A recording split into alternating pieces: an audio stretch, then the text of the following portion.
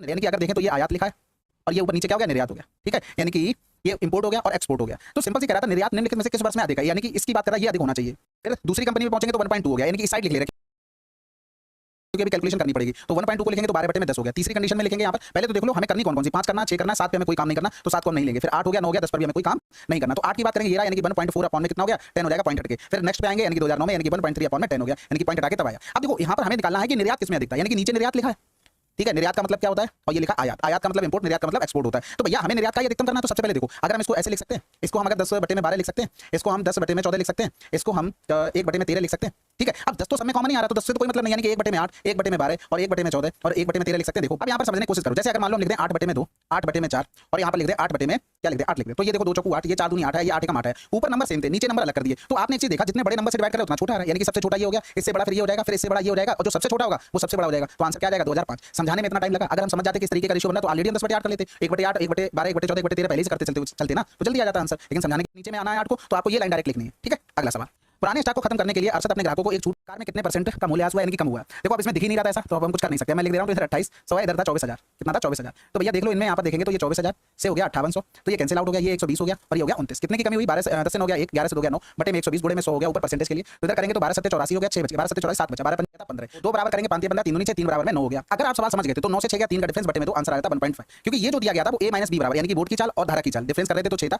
और ये दोनों का सम कर देंगे तो इसका मान 9 हो गया। तो भैया में b निकालना, 9 से 6 गया 3 बटे में 2, यानी कि 1.5 किलोमीटर प्रति घंटा आंसर। अगला सवाल कह रहा था संख्या मूल संख्या से 9 कम है, भाई संख्या क्या है, ऑप्शन को पकड़ो फटाक से। कह रहा था 2 अंकों की संख्या है, अपने अंकों के योग के 5 गुने से 12 अधिक है। तो देखो 8 7 15 हो गया, यानी कि 78, 8 7 15, 15 के 5 गुना करेंगे तो 75 हो गया, 75 और 12 करेंगे तो क्या आ जाएगा, 87 आ जाएगा। यानी कि अगर देखो तो ये वाला टर्म बनेगा ना, क्योंकि देखो यहाँ पर सम से कोई फर्क नहीं पड़ना, यहाँ पर 5 करो, सम से तो कोई फर्क पड़ना नहीं इसी नंबर पे, और 87 बन भी रहा है, इसका मतलब नंबर यही तो रहा होगा। यानी कि 8 प्लस का 7 करेंगे तो 15, 15 गुणे में 5 करेंगे तो 75, 75 में प्लस 12 करेंगे तो देखो 87 वही नंबर बन गया आगे, जो हमने ऑप्शन से कलेक्ट किया था, बस खत्म हो गया। कह रहा था उलटने से बनी संख्या, यानी कि 87 को अगर हम 78 लिख दे तो देखो डिफरेंस कितने का आ रहा, 9 आ रहा, आंसर लगा दो। अगला सवाल 20 सेंटीमीटर, ये यहाँ से इस तरीके से मिलाओ, ये इसको मिला दो, रेडियस कितनी दे दी हमको, 10 दे दी थी, एक्स वाई की लंबाई 16 यानी कि 8 हो गया, ये 6 हो गया, खत्म हो गया सवाल।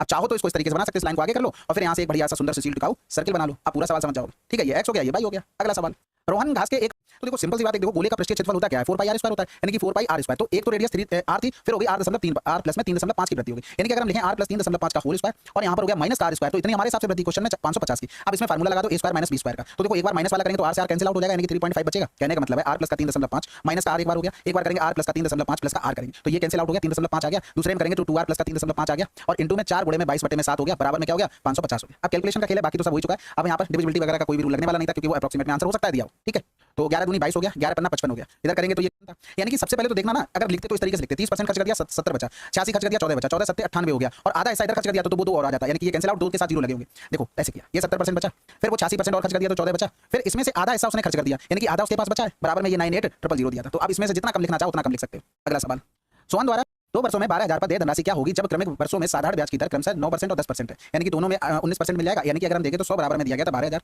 हमें निकालना था 119 का मान। ठीक है, तो यहाँ से करेंगे तो 0 से 0, एक 0 आ गया, 12 में 108 हो गया, आंसर तो आ चुका था। फिर 12 कम 12 हो गया, 12 में 10 जोड़ना। एक चीज तो आपको पता ना, a q minus b q करते हैं तो इसका एक फैक्टर a माइनस b आता है, अंदर क्या आ रहा है उससे नहीं मतलब। तो हम 17 और 16 को पास में ले सकते थे, लेकिन उसने 1 के अलावा बोला है और ऑप्शन में भी नहीं है, तो इसका मतलब हम 17 और 15 को ले लें, 17 की पावर 3 माइनस में 15 की पावर में 3, और इसी तरीके से 18 की पावर 3 माइनस में 16 की पावर 3। तो इसका एक फैक्टर क्या आ जाएगा, 17 माइनस का 15 आ जाएगा, इसका एक फैक्टर क्या आ जाएगा, 18 माइनस का 16 आ जाएगा, यानी कि यहाँ पर भी 2 आया, इधर भी डिफरेंस 2 आया। इसका मतलब दोनों से अगर कॉमन ले लेंगे, बाकी क्या ब्रैकेट में बचेगा, हमें क्या मतलब है, आंसर आ गया। अगला सवाल हो गया, ये वर्क हो गया। अगर हम अर्धवृत्त का क्षेत्रफल लिखेंगे तो पाई r स्क्वायर पूरे को होता है, यानी कि बटे में 2 करना पड़ेगा, तो पाई को पाई रहने दो, r स्क्वायर मतलब 4 गुणे में 2 हो गया, यानी कि 2√2 का होल स्क्वायर कर दिया ये r स्क्वायर निकालने के लिए, और बटे में 2 अर्धवृत्त के लिए हो गया, यानी कि यहाँ पर 4 पाई आ गया। यानी कि अगर हम a बराबर लिखेंगे तो 2 रूट में पाई हो गया, और 4 का गुणा कर दो, हमें परमाप मिल जाएगा।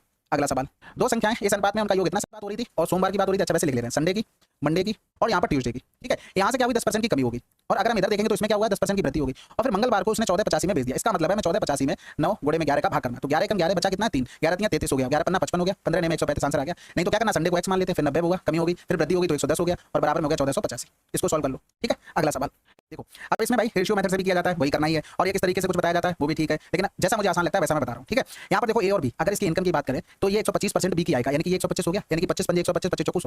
अब इधर b और a की सेविंग की बात कर रहा है, यानी कि अगर सेविंग करेंगे तो b की बचत का 120% है, तो 20 का 120 20 पंजे 100 हो गया। अगर हम देखें तो इनका रेशियो दिया गया था b और a का एक्सपेंडिचर का, तो ये 75%, यानी कि किसके a के b का, तो ये 100 है 75 हो गया, यानी कि 3 और 25 चौकूस हो गया। देखो इसमें ये कहाँ चला गया, कोने वाला भाई, आप लोग कमेंट करके बताइएगा, बीच बीच में आवाज रुक तो नहीं जाती, या फिर सब ठीक चल रहा है, एक बार बताना, ठीक है।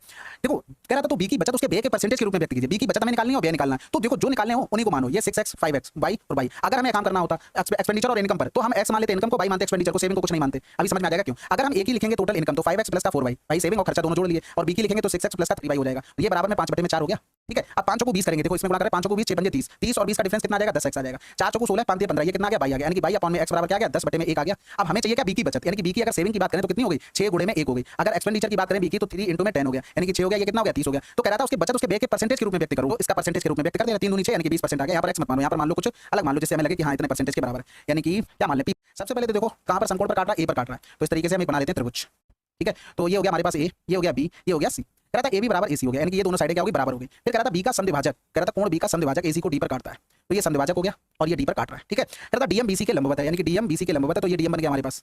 फिर कह रहा था एम पर बीसी को प्रतिच्छेद करता है, एम पर बीसी को प्रतिच्छेद करता है। ए बी बराबर में 12 है और बीसी बराबर में 12√2 है, और एडी की लंबाई हमें बतानी। सबसे पहले ये तो पता ही होगा, ये 1 होता है, ये 1 तब ये √2 होता है, तो इसका मतलब ये वैसे भी 12 और दिया भी था क्वेश्चन में, नहीं भी दिया होता तो ये चीज आप समझ जाते हैं, वैसे बिना दिए काम चलता भी नहीं। सबसे पहले देखो, अगर मान लो नॉर्मल चित्र बनाते हैं अपने सामने, कहीं चाहिए किसका मान, एडी का मान चाहिए, हम अपने हिसाब से बना रहे हैं, ये 12 होता है, ये 12√2 होता है, यहाँ पर ये लाइन खींच देते, तो ये रेशियो क्या आ जाता, 2 छक्के 12 से 12 काट लो, छक्के के बराबर 1:2 आ जाता, तो ये भी 1:2 होता, यानी कि सम करते तो 1 + का √2 आता। इसका मान हमें 12 दिया गया और हमसे पूछा गया एडी का मान, तो एडी देखो अब हम यहाँ पर पूरा चित्र बना लें, ये बी हो गया, ये ए हो गया, ये सी हो गया, यानी कि अब हम एक बराबर निकालेंगे तो 12 बटे में हो गया हमारे पास √2 का अपन कर लो, क्योंकि बाद में जब घटाएंगे ना तब दिक्कत आएगी। ये √2 - 1 √2 - 1 2 से 1 गया तो कितना बचा, 1 बचा, यानी कि 12 √2 - 1 हो गया, ये हमारा आंसर आ गया। अब यहाँ पर भी वही चीज होगी बिल्कुल। अब यहाँ पर हमें पता क्या करना था, ये वाला हमें दिया गया था पता नहीं कि गुमराह करने के लिए, इसकी तो कोई जरूरत ही नहीं पड़ी। बाकी देखो जो चित्र बनाया बिल्कुल सेम वही चीज है यहाँ पर, तो हमें वही करना था और कुछ नहीं करना था, यानी कि 12 रेशियो में ये 12√2 हो जाता एंगल बाइसेक्टर प्रॉपर्टी से। अगला सवाल, चलो फिर 8 जुलाई की शिफ्ट 2 टोटल